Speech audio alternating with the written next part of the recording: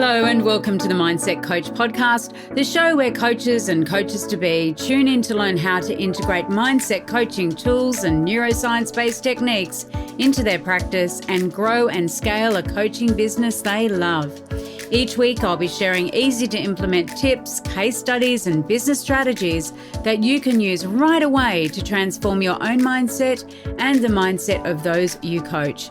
I'm your host, Lara Young, founder of the Mindset Coach Academy, author of 52 Adventures to Change Your Life, award-winning business owner, coach, and coach trainer.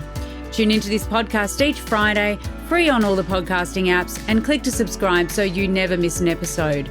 And remember, mindset is everything.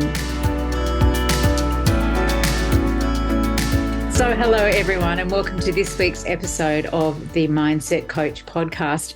My guest today is Lesley Thomas, founder of the Money Confidence Academy.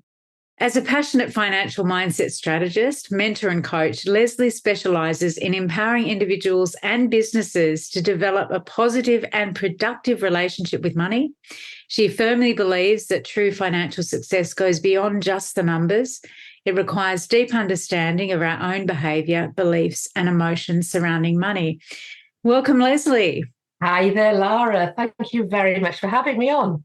Oh, absolute pleasure. And I know we've chatted in a very early episode of the Mindset Coach podcast all about money mindset. And I know that you now have a focus around supporting teenagers with financial literacy and their relationship with money. Why is this important to you? You know, sometimes you can be doing something and you can't necessarily appreciate how important it is until somebody points it out to you. And that's exactly what happened to me. I have been coaching a year 10 group here in Wiltshire for the last 2 years. So I've been coaching in the region of probably 200 children across that time period. Something I absolutely loved to do and was really passionate about, but I never thought about expanding it beyond the one school that I was supporting until I had a conversation with a group of parents about 6 months ago, talking about what I did. And they said, oh my goodness, I would love it if my children had that kind of support in their school. And it was like a light bulb going on in my head, thinking, why did I not think of this before? Why did I not think of actually taking what I do and expanding it out? The initial plan was to create a program for parents to purchase for their teenagers and for the teenagers to go through the online self-paced program themselves with their parents if they wanted to, independent of their parents if they wanted to. But then I thought, well, actually, financial awareness, financial literacy in the UK is being taught in very, very few schools. Why is that? Partly because of resources, but partly because there isn't the information, there isn't the platform out there for schools to readily take it and adopt it. So that's what I've created. Brilliant. It sounds wonderful. It certainly sounds like something, as you say, that is very much needed. We've had an exploration, haven't we, on previous episodes about what money mindset means for business owners and adults. What does the term money mindset mean for teenagers? Is there a difference there? There's a difference in its application, I think, but the difference can be relatively subtle. And I think that is the really interesting part. For me, it's teenagers that I am working with. So it's children aged between approximately 13, because actually I am coaching slightly younger now, 11 up to 17 or 18. And they've already, come into contact, already have established their relationship with money. They just have not necessarily thought about it in terms of anything other than the hard currency of money. When actually, as you know, it isn't the hard currency that is the limiting factor. It's the limiting beliefs that have started way back in their childhood as a result of their parents' relationship with money. and how at their really young age, lots of them are already limiting themselves in terms of the belief that they have around what is possible for them. Yeah. And for me, that is the really key aspect. If you are with a group of children and some of them already have lost belief in what is available for them, being able to take them back into understanding that negative conversation that they are having with themselves, they are in control of it. Yeah. They just need to make different decisions in order to take different action, change their behaviors, and then the world becomes their oyster. And it's giving them back that self-belief. As adults, our behaviors with money can be very, very different. We can look for self-gratification through money. We can look to, we get into debt. We use money to make ourselves feel better. Children do that to a certain extent, but they have less access to money. And therefore, it's the beliefs around self-worth, self-value. They are the things that I am influencing and getting them to feel self-empowered in terms of going to find the information, processing the information, and then deciding what to do with it. So there's a couple of really interesting points that you've raised that I really want to come back to. But the first question I've got for you really is, what are the beliefs that these children are holding, that these teenagers are holding? What are they saying to themselves and to you about money? What are some of the phrases that you hear them say, often in your sessions? It can be as simple as, I'm never going to be rich. I'm never going to be able to buy my own house. So, and because one of the first exercises I do with them is to get them to think about their future self. What are they going to be doing in 10 years' time? And get them to describe the kind of life they're going to be living, the kind of money they're going to be earning, the kind of people they're going to be hanging out with, etc., etc. And to already believe, for some of them, that they're never going to own their own house. That is shocking to already by 14, 15 to think that so much of what we took for granted when we were younger is not possible for them. Some of them do absolutely have real strong belief in what is possible for them, and that is brilliant. But for me, it's about empowering children to realize that truly, at the age they are at, there is no limits, only the limits that they are putting on themselves. And by not having access, first of all, to financial literacy, so information to help them inform their decisions, but also layered onto that to realize that our own sense, self-worth, self-value gets projected onto our relationship with money. So some of them, will say, if people who don't have money, I feel sorry for them. I don't want to be them. I want to learn how that happened to them so I can avoid ending up in that situation. Some will say about people who are wealthy, they just show off. Look at their flash car. Look how they're behaving. Rich people aren't nice people. So it's all the languaging that they have picked up from their parents. But when you reflect it back to them, when you give them a different opinion to consider, it opens up a completely new world for them where they realize they can form their own opinions. They don't have to just rely on the opinions that they've heard of those people around them. So when you've done work with them around where does this belief come from? Is it true? Is it absolutely true? Do they say it's my parents? It's what I hear my parents talk about. And that is incredibly common right from the early imprint stage, as we know that we're sponges. We're absorbing all those beliefs that our parents have and the, adult role models around us.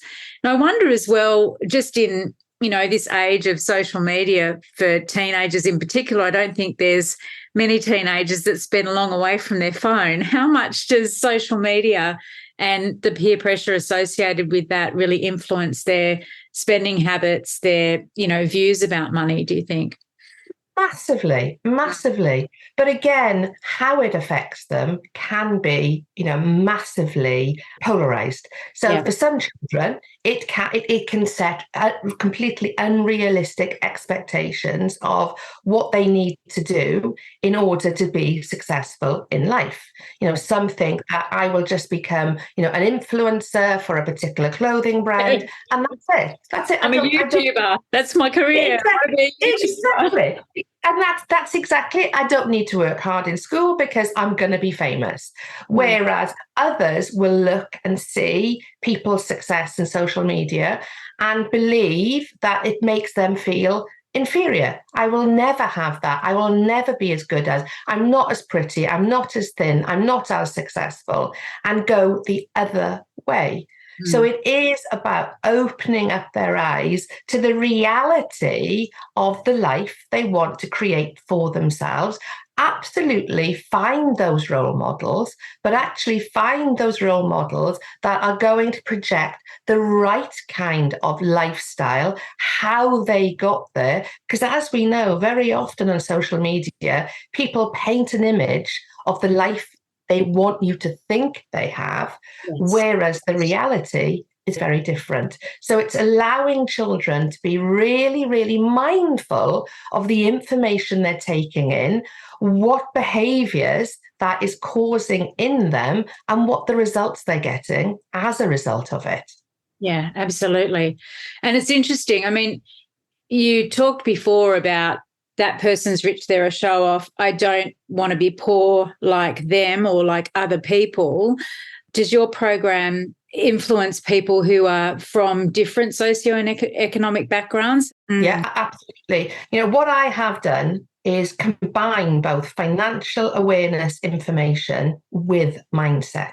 So actually combining the two so that as a person goes through the course, they are actually thinking about not only the information that they are garnering, because, I know from statistics in the UK that 87% of 11 to 18-year-olds feel they know very, very little about how money works. So for me, the program was really important to provide that level of information so they felt comfortable and confident about knowing the basics.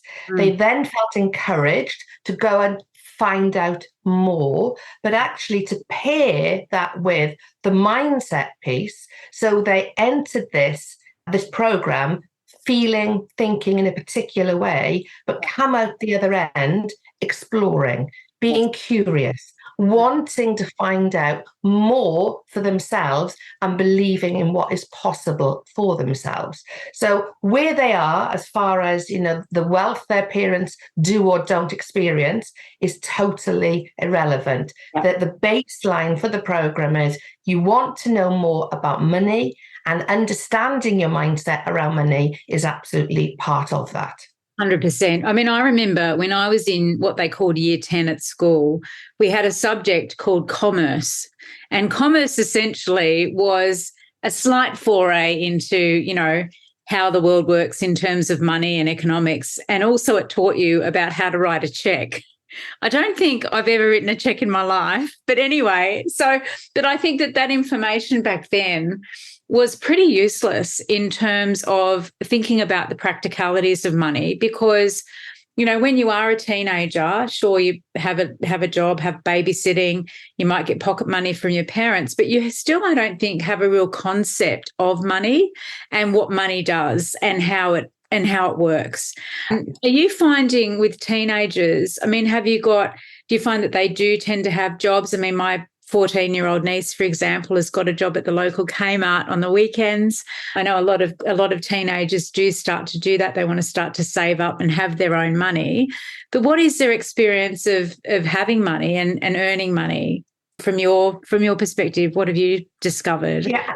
And again, I think, it's very similar today in terms of children, the majority, not all, but the majority of children wanting to get a job because they want to have more money. They want to be able to make decisions about their money.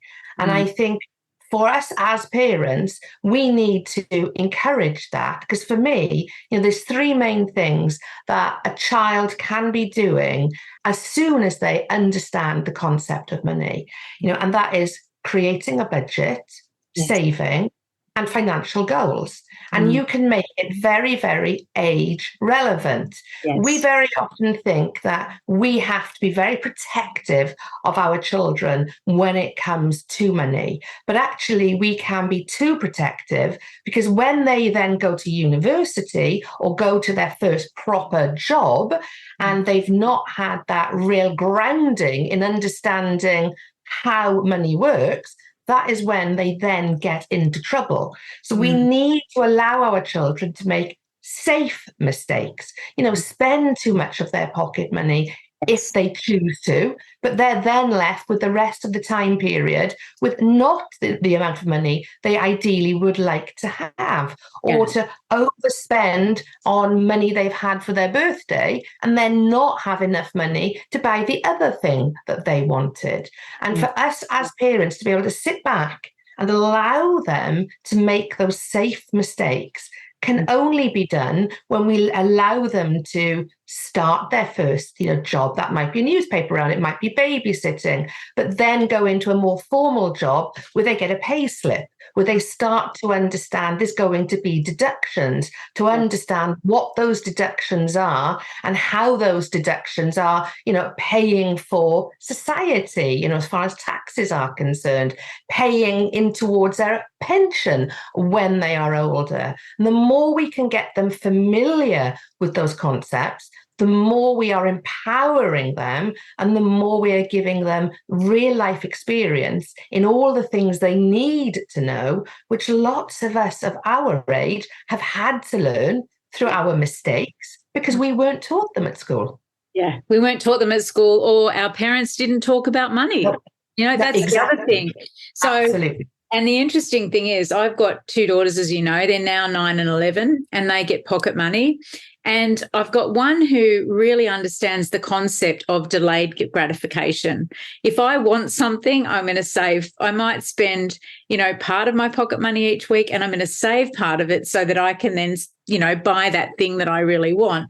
Whereas my other daughter is like, I want it and I want it now. And it's interesting, even at this age, just noticing those different money personalities and the different money archetypes in, my own children. And it's all about consequence, isn't it? And helping them to make decisions. Yeah. Yeah. And I have exactly the same with my two boys. My youngest, delayed gratification, likes to plan out his money, likes to portion it out into different saving pots. My 17-year-old has always been, as soon as I've got it, I need to spend it. And it's really interesting. Now they both understand their money archetypes. They are making different decisions slowly, but our children, are and can be hugely different in so many ways. And to help them to understand how they're behaving with money, how those behaviors may not all be particularly helpful to them, again, helps them in terms of creating that sense of responsibility and making the right decision. Want to learn more about how you can become a certified mindset coach? Head on over to our website, www.mindsetcoachacademy.com/coach certification, and you'll find all the information that you need, along with a button to book a call with me to talk about how you can become the best coach you can be. Let's think about that, because, we're both parents and there's a lot of parents listening to this episode. So how can parents or guardians really support their teens in developing a positive money mindset? What can we be doing?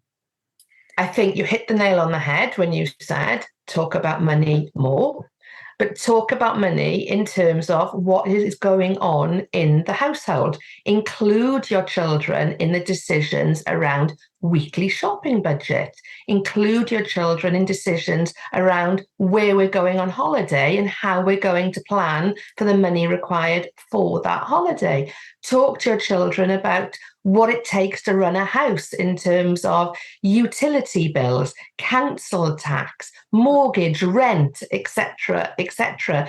Get them familiar with all the things that we come to take for granted, but for children is a complete mystery.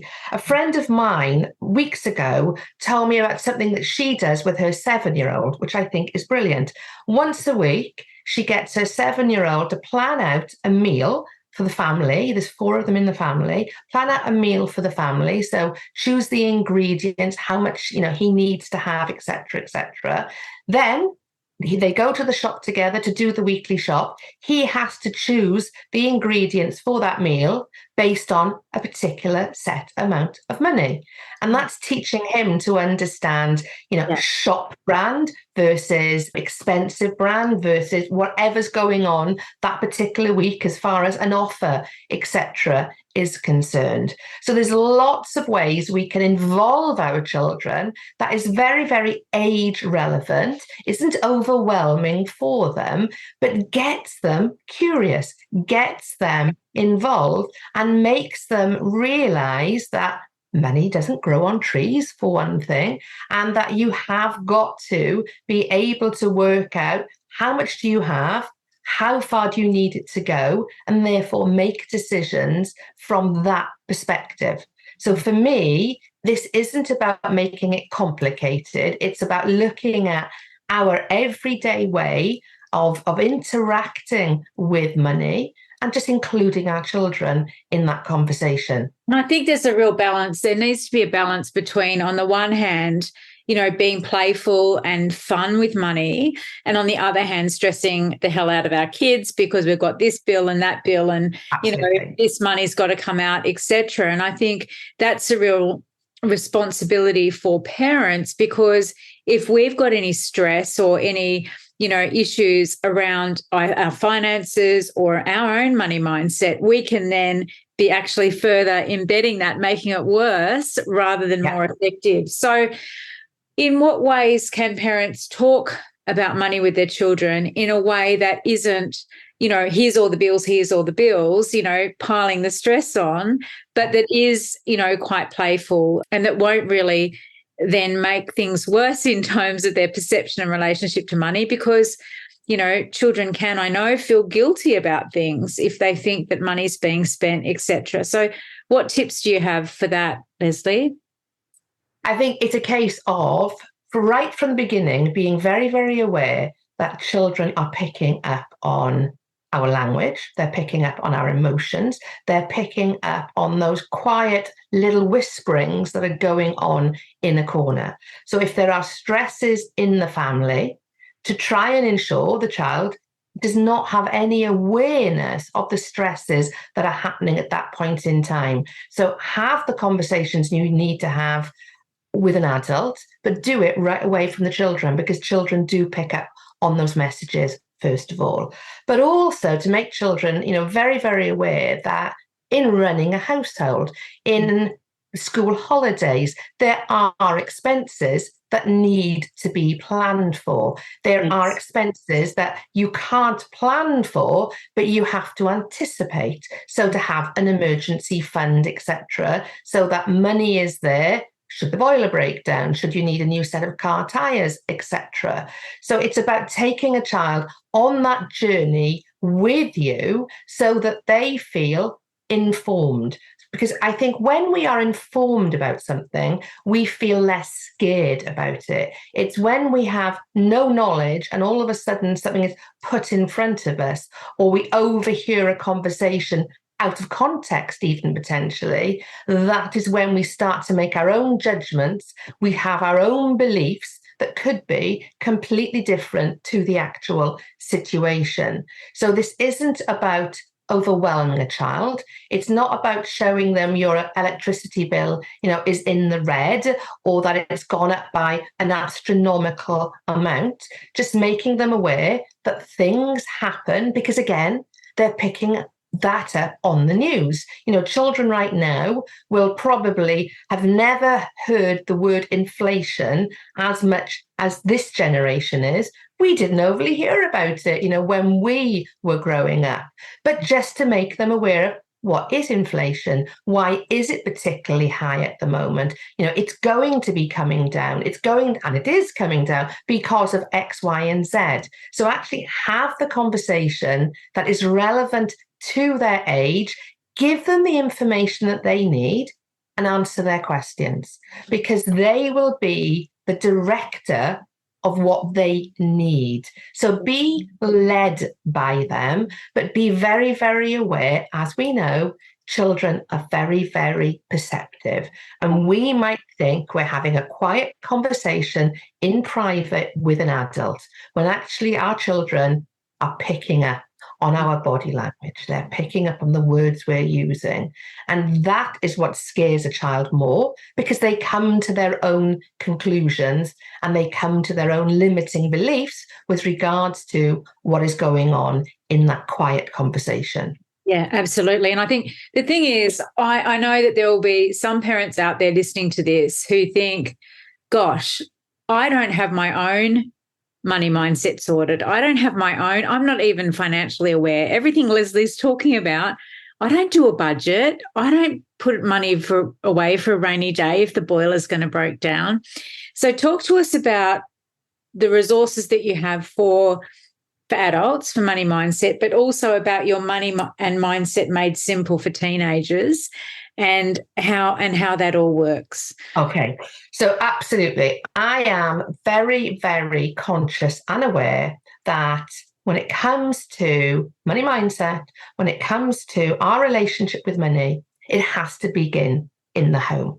We cannot simply say it's not taught in schools. That's not good enough. We as parents have got to take responsibility and start having those conversations in a very fun, playful way when our children, are very, very young. But when we are not equipped with that knowledge, with that information, just like anything else, when we are not equipped ourselves, we will shy away from having those conversations because we don't feel capable of having those conversations. So the program has been designed absolutely with teenagers in mind, but actually it runs on 2 levels. So parents can sit down and do it at the same time as their teenagers if they want to. Yeah. Or they can do it completely independently. The teenager is up in their bedroom, they're going through the program, the parent is downstairs in the living room, and they are going through the program. And that is absolutely why I have designed it, that access to the program is for the family. It's not for the individual, it is for the family, because there is nothing in that program that parents will not equally benefit from as their teenager. Even parents who are completely financially savvy will have mindset issues around their relationship with money. So there is plenty in there for everybody. So one big thing for me in creating this program, has been to say repeatedly through it, this is not about me giving you a degree in finance. This is about me giving you the basics, giving you the tools for you to then curiously go out and find out more. Because very often when we have a small amount of information, we feel relatively confident to put our hands up and say, I didn't quite understand that. Could you explain that better? Or, oh, I really like that concept. I'm going to go and I'm going to find out more. But we need to have that first layer of confidence in order to become curious. So for me, I would absolutely say to a parent, get the course, not just for your teenager, but get it for yourself as well. Because then what we are doing is creating an environment where the child can come to the parent, they can have this open conversation. The child can say, I really want to start thinking about saving. I really want to start thinking about the goals I want, because the goals will vary as well. You know, a 7-year-old will probably want to save for the next Build-A-Bear, whereas a 16-year-old is going to be wanting to think about driving lessons. So together, to be able to sit down and feel confident and not feel, you know, when it comes to technology, for example, you're probably here at that stage already where you're saying to your children, how do I do this on Instagram? How do I do this on TikTok? I certainly am. We don't want that to be the case with our children. We don't want it to end up with our children telling us about money because we haven't had the confidence to go out. It's not good enough in today's society where we have access to information to just say, well, I didn't have this when I was a child. I didn't have this when I was a teenager, so I don't know. When actually you can go out, you can equip yourself with the knowledge. You just need to start off with the desire to want to do it and then to work out the how. So this program has been designed very much like a Disney film on 2 levels. There's something for the adults and there's plenty in there for the children. And combining the 2 together creates that curious conversation that builds confidence. So how do you so how does it actually work? What format is the program in?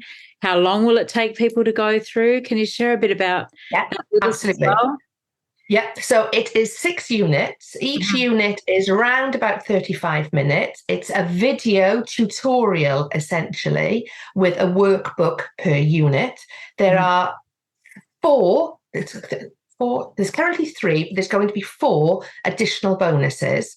The bonus videos are for older children. So children who have started their first job where they're getting a pay slip, so helping them to understand pay slips, helping them to understand taxation, helping them to understand national insurance, etc. And then the 4th unit that I've been asked to add by one of the schools that I'm working with is around student loans in the UK, because student loans in the UK have changed and they've become really, really complicated. So I've added something, or I'm adding something in specifically on student loans. But the first 6 units are all around the basics of understanding money, the basics of managing money, investing, understanding all the different investment options, etc., understanding the power of compound interest, understanding, I've termed this phrase LSIP. And LSIP means earn, learn, invest, plan, protect. Earn, learn, save, invest, plan, protect. And getting children to understand that concept. Because if as adults, if we all understood that concept as a child of earn, learn, save, invest, plan, protect, we would be set for life. Because that is the basis of everything we need to know around money. So it's 6 videos, it's 6 workbooks, there's 4 additional bonuses. It's sitting on a platform called Kartra. You literally get your password and then you can watch it at leisure whenever suits you, on the move, in your house, on the train, whatever suits you, basically. You work through the videos and then the workbook reinforces and gives you additional homework, essentially, just to build on that level of knowledge.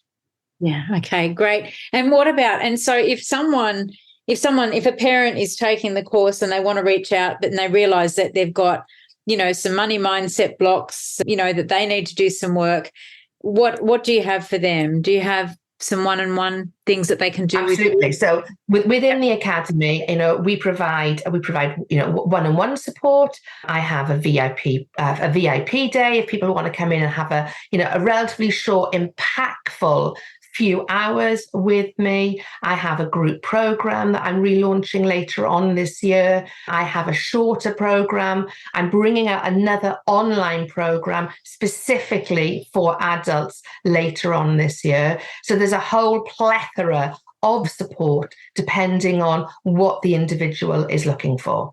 Yeah, absolutely. I think because this is the thing, you can know how to manage money really effectively, and your money mindset can be at odds with that, your behavior, your habits, your emotions around money, your beliefs around money, your values, etc. And you can have great money mindset, but no business or money acumen. So bringing those two together is just so important. So what's one tip that you would like to leave everyone with, Lesley? And I know you've got a free thing that we're going to put below the episode as well that everyone can access. So what's one tip? And then tell us about your freebie. I think the one tip would be become really aware of the conversation that you're having with yourself. Become really aware of what you think you become. And I think that is really, really important. And an exercise I give to my clients, and I get children to think about this as well. And it's a slight spin on something we've been told previously, which is carry around a notebook, a journal with you for 24 hours. Every time a negative thought comes into your head, take your notebook, don't write down that negative thought, write it down in the positive. Two things happen. First of all, you are creating your own personalized affirmations. I love affirmations, but they have to be personalized. I think, if you're saying to yourself on a daily basis, I am a millionaire, I am a millionaire, I am a millionaire, and then you look in your bank balance and there's not £1 million in there, that gives the ideal opportunity for your subconscious to say, you're not a millionaire. Why are you wasting your time saying this to yourself? So write down the negative thought, in the positive. And then over that 24 hours, you will start to have a real awareness of, my God, do I really talk negatively to myself that many times? Because I think most of us, and I know my clients they know they don't have the healthiest conversation with themselves. They know they're not cheerleading themselves in the way they should be, but they're not quite aware how negatively and how frequently they're talking negatively to themselves. So by doing that exercise, what you're slowly starting to do is to create that awareness. And I say slowly, over a 24-hour period, so very short, really, creating that awareness, but also over that period, you will start to go, oh, it nearly happened then. I nearly started to say something negative to myself. So you start to interrupt it. And as you know, interrupting that pattern that we have established for ourselves can be really, really helpful. So my one tip would absolutely be become aware of how negatively you are talking to yourself and create that change for yourself. And start it by taking those negative thoughts that you've turned into a positive thought instead, and use those as your daily affirmations. Right. And let's now share the resource that you're going to be having everyone access.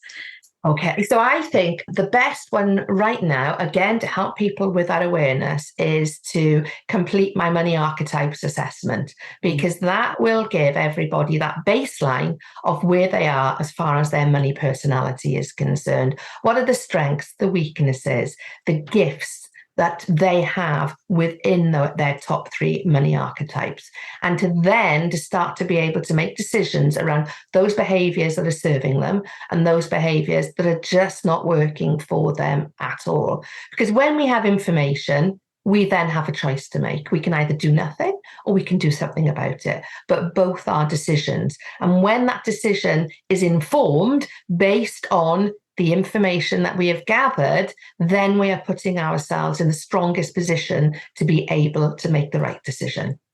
Yeah, absolutely. I think awareness is key, and awareness of our mindset's key, not just in relation to money, but in relation to all aspects of our lives. What are we valuing? How are we behaving? What are our habits like? What are our emotional responses like in different situations? So absolutely, I think having that awareness, and the sacred money archetypes are really, really interesting and give us an insight into where we can really be leaning into our preferred behaviors, our preferred habits and strengths. So yeah, power for everyone there. So I would definitely take that. And is that for adults and teens as well to take, Lesley?